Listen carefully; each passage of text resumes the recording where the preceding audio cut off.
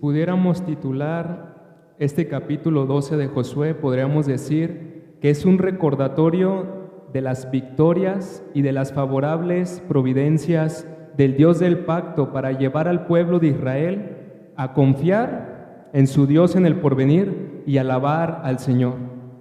Este pasaje también, hermano, nos va a llevar a contemplar un poco acerca del reinado de Cristo y contemplar al Señor Jesucristo como el Rey conquistador. Como pueden darse cuenta, hermanos, este pasaje no narra nuevos eventos, sino que más bien está haciendo un recordatorio, una recapitulación de lo que ha sucedido en la historia de Israel hasta el día de hoy. Este capítulo se ha escrito, hermanos, para que el pueblo de Israel tuviese el antecedente de todas las grandes obras y victorias que el Dios del pacto les concedió, pero también para llevarlos a crecer en su confianza y animarlos a enfrentar el porvenir. Ya en el capítulo 10, anterior a este capítulo, se había dicho que Josué venció a todos los reyes del sur. Y en el capítulo 10, al final de los versículos dice: todos estos reyes y sus tierras los tomó Josué de una vez, porque Jehová, el Dios de Israel, peleaba por Israel.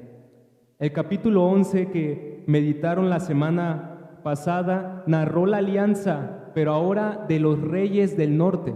Y de hecho, algunos comentaristas han dicho que los reyes del norte del territorio de Canaán eran los reyes más poderosos, pues ahí se encontraban los anaseos, aquellos que tanto temieron la primera generación de israelitas antes de entrar a la tierra prometida. Pero lo impresionante de estos pasajes, hermanos, para llegar al capítulo 12, es que el Señor nos dice que todas estas victorias que el Señor concedía al pueblo de Israel sobre reyes poderosos se lograban en un solo día. En la historia de los hombres no se ha visto un vencimiento a los enemigos en un solo día, pero nosotros sabemos, hermanos, que estas victorias eran dadas porque el brazo de Jehová era aquel que estaba avanzando el reino y conquistando a la tierra de Canaán. La primera aplicación, entonces, hermanos, que podemos meditar en este pasaje es que a la luz de las victorias del pasado, Israel debía crecer en su confianza al Señor. Y esto aplicado a nosotros en lo particular, hermanos, el autor inspirado al escribir este capítulo quería recordar al pueblo de Israel todo lo que Dios había hecho en favor del pueblo. Y de la misma manera, hermanos, en el registro de nuestra mente y de nuestra experiencia, ¿cuántas no son las victorias o las buenas providencias de bondad que Dios nos ha concedido? Hasta aquí nos ha ayudado el Señor. No estaría mal, hermanos, el tener un registro de todos los acontecimientos del pasado que Dios ha obrado en nuestras vidas. Esto con el propósito de no olvidar ninguno de sus beneficios y poder, hermanos, meditar en que verdaderamente si Dios fue fiel en el pasado, también lo será en el presente. ¿Cuántas veces el Señor, hermanos, nos ha librado de circunstancias adversas o de algún peligro? Algunos los ha librado de la muerte, a otros de la enfermedad. A muchos nos ha librado de problemas sin aparente solución, nos ha librado de la escasez. Podríamos dar un registro también, hacer un antecedente de todas las cosas favorables que el Señor ha hecho por nosotros. Pero el punto medular del pasaje es: ¿cuánto no podemos meditar en el bien que Dios nos ha hecho sobre nuestros enemigos, especialmente sobre los enemigos de nuestra alma, sobre las huestes de maldad que fueron vencidas por el Señor en la cruz, sobre la victoria sobre este mundo, pues el Señor Jesús ha dicho que Él ha vencido al mundo, pero principalmente sobre la victoria contra nuestro propio corazón, pues nos ha concedido el Espíritu Santo. El Señor sigue derramando de su gracia en nuestra vida. Y el Señor muchas veces nos ha preservado sin que seamos conscientes de los más grandes enemigos de nuestra alma. No solamente nos libra de nuestro propio corazón, sino que nos libra de hombres perversos que se levantan en contra del reino de Cristo. Pero también nos libra de las huestes de maldad, porque, hermanos, no debemos de ser ingenuos de que vivimos en la intercepción de dos reinos, el reino de la luz y el reino de las tinieblas. Y si no es por la protección divina, ya la avalancha de huestes de maldad acecharían el corazón de los hombres. ¿Cuánto no podemos meditar del bien que ha hecho Dios? Y no solamente del bien contra los enemigos, sino en que también el Señor es aquel que nos levanta del fango, el que nos levanta después de nuestras caídas, hermanos. Quisiera mencionarle lo que dice Agustín de Hipona en una de sus meditaciones. Él medita en el pasado acerca de todas las misericordias de Dios y los triunfos que el Señor le concedió, pero principalmente en contra del mayor enemigo, que es el pecado. Dice él: Señor, que todos estos dones que me has concedido por tu misericordia, que tú, clemente, me has salvado cuantas veces me encontré en peligro, que nunca pudo disminuir tu misericordia para conmigo a causa de mis pecados, y que aún olvidado de ti, me interpelaste. Apartado, me hiciste volver, y cuando volví a ti me acogiste benignamente. Cuando me arrepentía, perdonaste no solo los pecados que había cometido, sino que también los que tú impediste que cometiese, porque tengo que pensar que he sido perdonado por ti, cuantas veces con tu protección no cometí el pecado. En efecto, como he caído en muchos pecados, así habría caído en muchos más, si tú no me hubieses protegido. Y continúa meditando, pero llama la atención que él medita en cómo Dios le daba las victorias, pero también lo levantaba en medio de sus derrotas y de sus caídas. Cuando observamos, hermanos, este pasaje de Josué, podemos pensar que este pasaje no tiene mucha aplicación o implicaciones para la iglesia del presente siglo. Pero es todo lo contrario, hermanos. Los versículos 1 y 6 narran las victorias que se obtuvieron cuando Moisés administraba al pueblo de Israel. Se mencionan las victorias sobre los reyes más poderosos que estaban en el trayecto de Egipto hacia la tierra de Canaán. Se narran las victorias sobre Sejón, rey de Hesbón, y Og, rey de Basán. Aquí el Señor, a través de este pasaje, nuevamente trae a la memoria que el pueblo de Israel, desde sus salidas hasta el límite, cuando se encontraba al otro lado del Jordán, Él estuvo con ellos y les concedió todas las victorias. El Salmo 136, hermanos, es un salmo que medita en esta verdad y medita desde el Éxodo, el peregrinaje y los triunfos principalmente contra estos reyes paganos. Dice el Salmo 136:1: Alabad a Jehová porque Él es bueno y porque para siempre es su misericordia. Y dice el versículo 16: Al que pastoreó a su pueblo por el desierto, porque para siempre es su misericordia. Al que hirió a grandes reyes, porque para siempre es su misericordia. Y mató a reyes poderosos, porque para siempre es su misericordia. A Sejón, rey amorreo, porque para siempre es su misericordia. Y a Og, rey de Basán, porque para siempre es su misericordia. Y dio la tierra de ellos en heredad, porque para siempre es su misericordia. En heredad a Israel su siervo, porque para siempre es su misericordia. Hermanos, al leer este salmo a la luz del capítulo 12 de Josué, lo primero que debemos aplicar es que a la luz de todo el bien que Dios ha obrado en el pasado sobre las victorias de nuestros enemigos, lo que queda al pueblo es alabar a Dios e irrumpir en acción de gracias a su nombre, en levantar acciones de gracias por todos los bienes y beneficios que el Señor nos ha concedido. Y hermanos, clavando esto un poco más a nuestros corazones, hay ocasiones en las cuales nosotros podemos testificar que tenemos una vida seca espiritualmente, en donde nuestras devociones, nuestras oraciones, nuestra vida espiritual tiende a ser fría e incluso en ocasiones indiferentes. A veces nos sentimos secos, raquíticos en nuestra alma para ofrecer a Dios acciones de gracia, para venir con fervor y buscar su rostro. Y lo que es lamentable, hermanos, esta situación no se debe a que el Señor haya sido infiel en habernos preservado en el pasado. Lo que más bien debemos lamentarnos, hermanos, es no meditar en lo que Dios ha hecho para el bien de nuestras almas. Dios nos ha dejado en cada uno de nosotros, en cada una de nuestras vidas, hermanos. Hay tanto que meditar, tanto que recordar para poder elevar a Dios acciones de gracias y poder decir como el salmista en el Salmo 103, bendice alma mía a Jehová y no olvides ninguno de tus beneficios.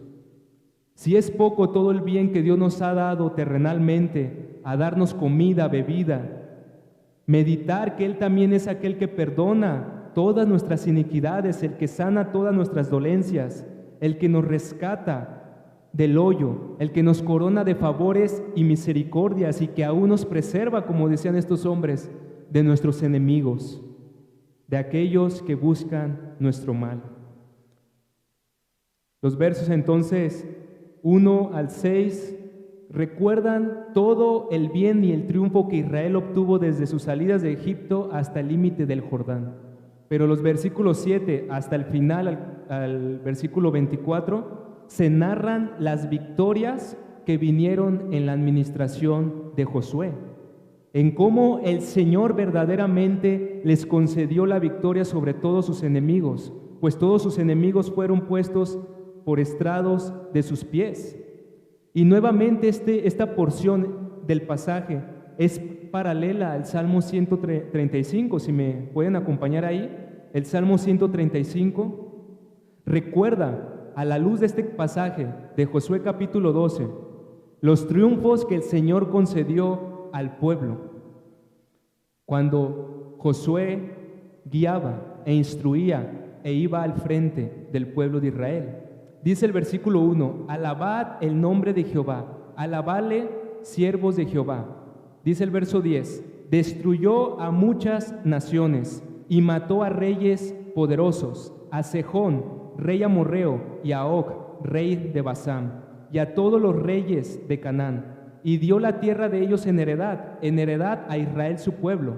Oh Jehová, eterno es tu nombre, tu memoria, oh Jehová, de generación en generación, porque Jehová juzgará a su pueblo y se compadecerá de sus siervos. Ya para este pasaje en Josué capítulo 12, Israel comenzaría a experimentar la promesa del reposo en derredor. Habiendo vencido a los enemigos más grandes que se pudieran haber enfrentado en aquel tiempo, sus enemigos fueron completamente vencidos y ahora, teniendo la tierra por heredad, experimentarían el reposo y la comunión para con su Dios. Más adelante en Josué capítulo 21 se dirá lo siguiente: y Jehová les dio reposo alrededor, conforme a todo lo que había jurado a sus padres, y ninguno de todos sus enemigos pudo hacerles frente, porque Jehová entregó en sus manos a todos sus enemigos. No faltó palabra de todas las buenas promesas que Jehová había hecho a casa de Israel. Todo se cumplió. Todo se cumplió. Aún a pesar de los obstáculos, aún a pesar de reyes poderosos, que a la apariencia humana era imposible de vencerlos. He aquí que el Dios del pacto cumplió su promesa y se narra aquí, uno tras otro, la caída de los poderosos de la tierra. Y a la luz de esto, hermanos, quisiera llevarlos a meditar en Cristo, a meditar que este pasaje, hermanos, nos lleva a pensar directamente en el reino del Señor Jesucristo. Dios le prometió a Israel darle la tierra prometida. Ninguno de sus enemigos podría hacerles frente. Dios les concedería el reposo. Y todo esto se cumplió. Todo esto que Israel nacional experimentó solamente era un símbolo y un anticipo de lo que la iglesia en el nuevo pacto ha experimentado, en que Dios les ha dado la victoria por medio del Hijo eterno, que ha vencido a todos sus enemigos en la cruz, despojando a los principados y a las potestades, y los vuelve a Dios para concederles el verdadero reposo a través de la vida y la muerte de su Hijo. Moisés y Josué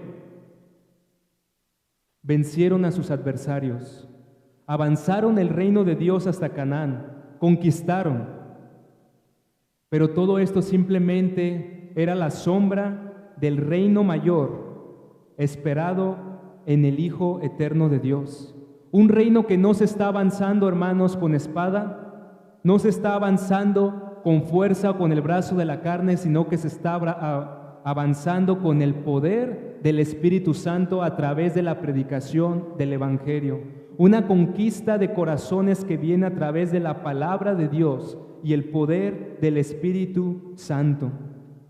Todos los poderosos del pasado, comenzando por Faraón, por Sejón, por Og y todos los grandes reyes de Canaán, ningún poderoso prevaleció ante Israel.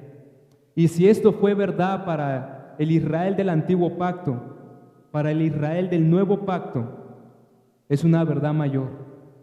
Porque ningún enemigo de Cristo prevalecerá delante de él, sino que se nos dice que todos sus enemigos serán puestos por estrados de sus pies.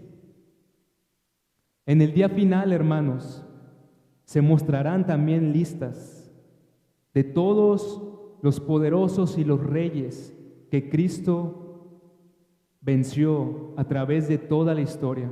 Así como nos dice, el rey tal, otro, el rey tal, otro, aparecerá en la historia de la humanidad encabezando esa lista. Satanás, otro. Los grandes emperadores, otro. Los grandes reyes perversos, otro.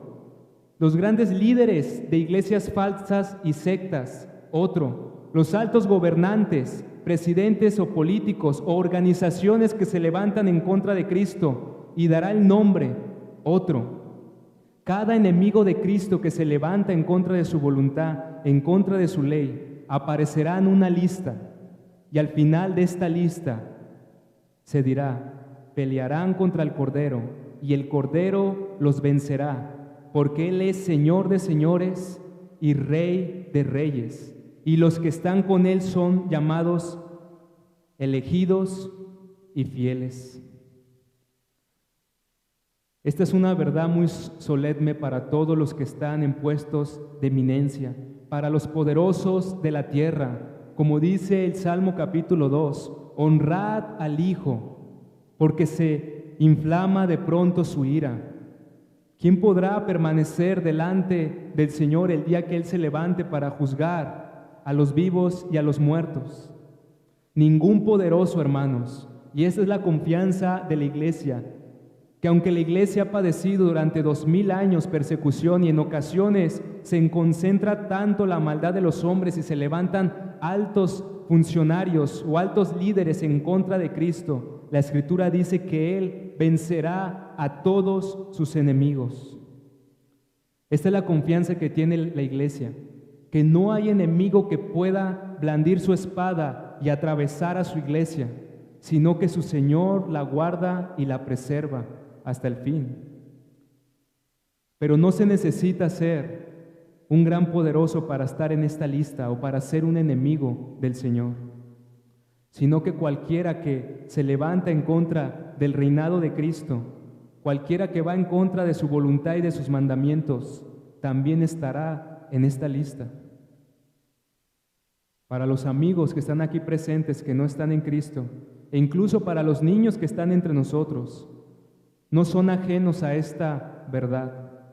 Todo hombre que tiene rebeldía en contra del Señor también estará en esta lista. Pero terrible cosa es ser inscrito en esta lista de los vencidos, porque los vencidos padecerán el castigo por causa de sus pecados. Serán arrojados en la prisión eterna de fuego, padeciendo el justo juicio de Dios. Todo hombre que se levanta en contra de los mandamientos del Señor, en contra del avance de su reino, es un enemigo de la iglesia, un enemigo de Cristo. Pero déjame decirte que así como las naciones no pudieron hacer frente a Israel, no habrá imperio, no habrá potentado, no habrá poderoso, ni las huestes de maldad que podrán prevalecer ante el reino del Señor Jesucristo. Pero a la luz de esto, queridos amigos, yo quiero decirles que Cristo, quien es el Rey y quien ha triunfado y que en el día final se verá públicamente su victoria, pues pelearán contra el Cordero y el Cordero los vencerá. Vencerá a la serpiente antigua y a todos sus secuaces, tanto espirituales como terrenales. La gran verdad es que este Rey Supremo, el soberano de los reyes de la tierra, como dice el apóstol Pedro, el Señor Jesús, vino al mundo en la humildad de un siervo, no a traer inmediatamente sobre sus enemigos juicio, sino a venir a traer el evangelio de la paz, a venir a someterse voluntariamente a padecer el castigo de los rebeldes en contra del reino de Dios, a sufrir el castigo para darnos la paz, para traer el perdón y la reconciliación. Amigo, niño que te encuentras aquí, hoy eres exhortado a venir ante este Rey soberano. Cristo es el Rey misericordioso, que demanda de todos los rebeldes que dejen sus armas, que dejen de rebelarse en contra de Él. Él manda que te doblegues, que dejes tu rebeldía para que no perezcas, pues aquellos que mueren en rebeldía solamente les quedará una horrenda expectación de juicio, cuando el Hijo de Dios venga como conquistador ungido en su segunda venida, ya no con términos de paz, ya no para ofrecer el cetro de paz y de reconciliación, sino que vendrá con su espada desenvainada y pondrá a todos sus enemigos públicamente por estrado de sus pies. Pero ¿por qué has de perecer si este Rey de gloria, con humildad, con gracia, se hizo hombre y habitó entre nosotros, para llevar sobre sí el castigo de nuestra paz, para venir a reconciliar a los rebeldes de su reino y llevarlos a la comunión, al reposo tan esperado que solamente Israel nacional experimentó de una manera terrenal? ¿Por qué has de perecer, amigo? Todos los enemigos de Cristo aparecerán en esa lista, pero aquellos que se arrepienten alcanzarán misericordia. Cree en el Señor Jesucristo y serás salvo. Amén. Sigamos adorando a nuestro Trino Dios y contemplando a este Rey de paz, porque Cristo es el Rey de paz que vendrá por segunda vez. Amén.